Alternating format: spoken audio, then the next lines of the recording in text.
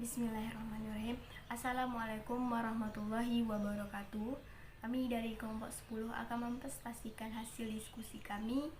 Kami akan membahas topik mengenai risiko audit. Nah, dalam hal ini ada namanya kecurangan. Yang pertama sekali yang kita mesti tahu yaitu apa definisi dari kecurangan tersebut. Definisi dari kecurangan yaitu tindakan tidak jujur yang dilakukan seseorang karyawan yang menghasilkan keuntungan pribadi bagi karyawan dan menimbulkan biaya bagi atasan atau pengusaha.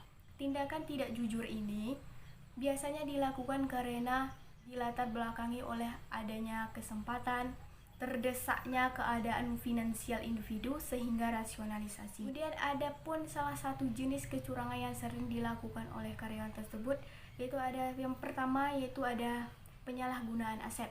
Penyalahgunaan aset ini merupakan kecurangan yang melibatkan pencurian atas aset milik suatu entitas. Dalam banyak kasus, namun tidak semuanya, jumlah nominal yang terlibat tidak material terhadap laporan keuangan. Kemudian yang kedua ada kecurangan dalam laporan keuangan. Kecurangan dalam laporan keuangan ini merupakan salah saji atau penghapusan terhadap jumlah ataupun pengungkapan yang sengaja dilakukan dengan tujuan untuk mengelabui para penggunanya. Yaitu ada kondisi yang menyebabkan kecurangan.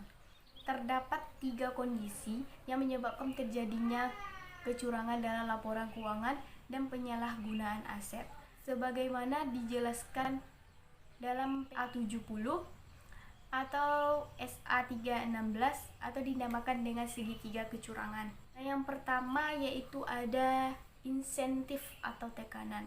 Sebuah insentif yang umum bagi perusahaan memanipulasi laporan keuangan adalah adanya penurunan dalam prospek keuangan perusahaan. Sebagai contoh yaitu penurunan dalam laba dapat mengancam kemampuan perusahaan dalam mendapatkan pendanaan.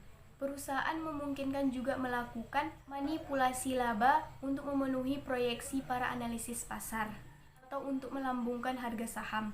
Dalam beberapa kasus, manajemen dapat manipulasi laba hanya untuk menjaga reputasi mereka. Nah, yang kedua yaitu ada kesempatan.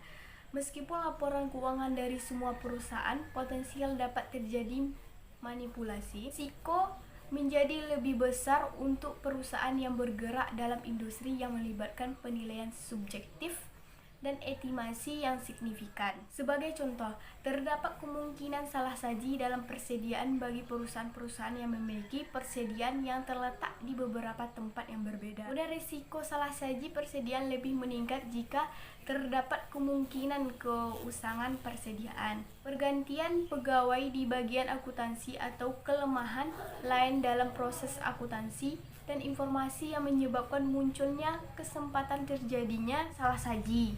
Banyak kasus kecurangan dalam laporan keuangan yang disebabkan oleh komite audit dan dewan direksi yang tidak efektif dalam melakukan pengawasan terhadap laporan keuangan. Yang ketiga yaitu ada sikap atau rasionalisasi.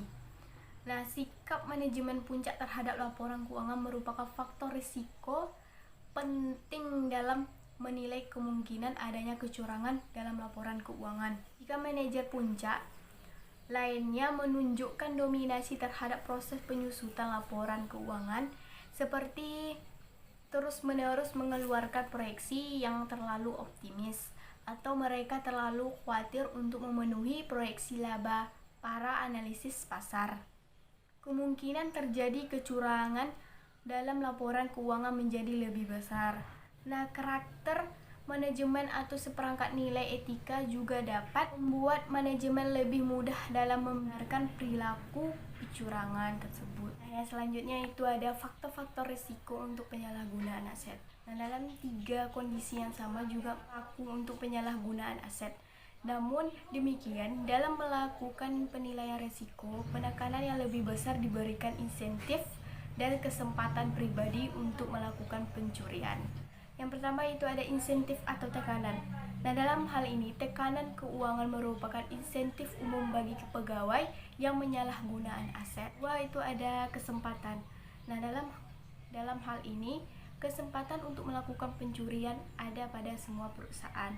Ketiga itu ada sikap atau rasionalisasi.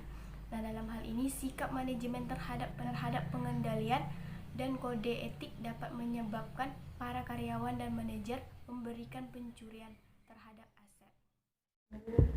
Materi selanjutnya yaitu mengukur risiko kecurangan. Seorang auditor memiliki tanggung jawab untuk menjalankan risiko kecurangan dengan menjalankan dan merencanakan audit untuk mendapatkan keyakinan yang memadai bahwa salah satu material yang disebabkan oleh kecurangan atau kesalahan tersebut bisa terdeteksi melalui beberapa cara seperti yang pertama yaitu skeptisme profesional.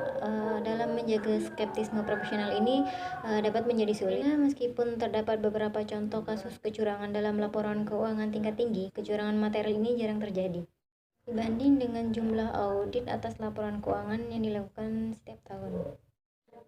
Yang kedua yaitu berpikir kritis.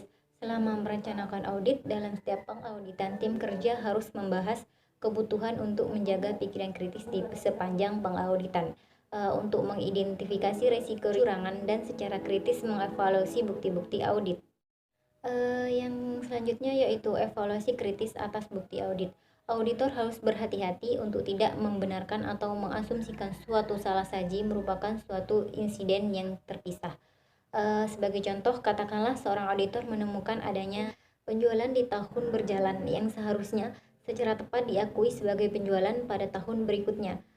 Auditor harus mengevaluasi alasan salah saji tersebut, menentukan apakah hal tersebut disengaja atau tidak, dan mempertimbangkan apakah salah saji lainnya mungkin juga telah terjadi. Selanjutnya yaitu sumber-sumber informasi untuk mengukur resiko kecurangan. Yang pertama yaitu faktor-faktor resiko. Yang kedua, melakukan tanya jawab dengan manajemen, komunikasi antara sesama tim audit, prosedur analisis, mendokumentasikan hasil pengujian kecurangan dan informasi lainnya. Yang selanjutnya yaitu mendokumentasikan hasil pengujian kecurangan. PSA 70 mengharuskan auditor mendokumentasikan hal-hal berikut yang terkait dengan pertimbangan auditor terhadap salah saji material yang disebabkan oleh kecurangan.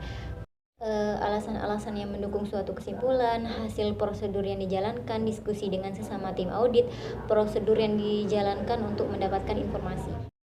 Resiko spesifik dalam kecurangan material, sifat komunikasi mengenai kecurangan, dan kondisi-kondisi lainnya. Yang selanjutnya yaitu pengawasan tata kelola perusahaan untuk mengurangi risiko kecurangan. 3 elemen untuk mencegah, mengantisipasi, dan mendeteksi kecurangan yaitu budaya kejujuran dan etika yang bernilai tinggi, tanggung jawab manajemen untuk mengevaluasi risiko-risiko kecurangan, dan yang terakhir pengawasan dari komite audit. Baiklah, saya Winasa Fitri akan menjelaskan tentang menghadapi risiko kecurangan, yang mana setiap manajemen tentunya mempunyai program-program yang dirancang untuk mencegah, mengantisipasi, dan mendeteksi terjadinya kecurangan. Oleh karena itu, timbullah beberapa respon auditor seperti yang pertama adalah mengubah keseluruhan pelaksanaan audit. Menurut PSA 70, auditor diharuskan menerapkan perencanaan yang tidak dapat diprediksi. Selanjutnya yang kedua adalah merancang dan menerapkan prosedur audit untuk menghadapi risiko kecurangan. Auditor merancang prosedur audit yang tepat untuk mengatasi risiko audit yang spesifik, yaitu untuk mengaudit akun yang sedang diaudit, dan juga jenis risiko kecurangan yang terdeteksi. Ketiga, merancang dan melakukan prosedur-prosedur untuk mengatasi dominasi manajemen terhadap pengendalian, yang mana di sini posisi manajemen, posisi yang paling efektif untuk melakukan kecurangan tersebut melalui manipulasi pengendalian internal. Yang keempat, memutakhirkan proses penilaian risiko. Penilaian auditor terhadap risiko salah saji material yang disebabkan oleh kecurangan harus terus berjalan di sepanjang pengauditan.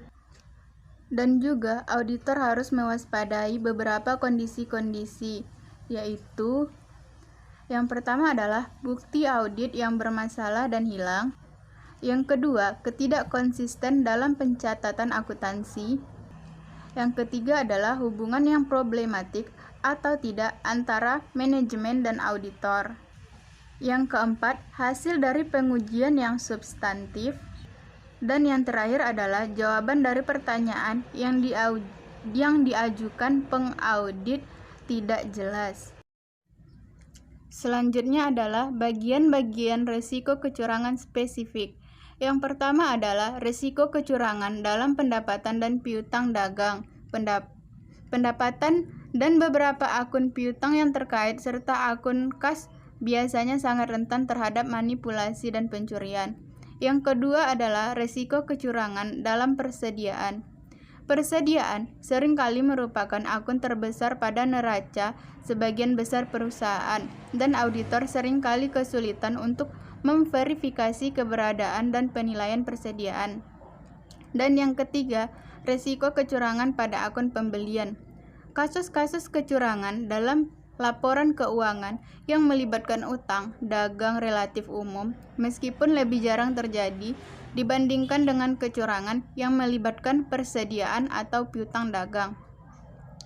Dan yang terakhir, bagian-bagian risiko kecurangan lainnya, yaitu contohnya aset tetap. Aset tetap sebuah akun neraca yang besar bagi banyak perusahaan, seringkali berdasarkan pada penilaian yang ditentukan secara subjektif.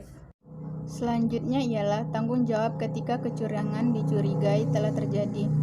Sebagaimana telah diperkirakan sebelumnya, lebih banyak kecurangan yang terdeteksi oleh pengendalian internal atau fungsi internal audit dibandingkan oleh auditor eksternal. Semua salah saji yang ditemukan auditor selama melakukan audit harus diidentifikasi ada tidaknya indikasi kecurangan.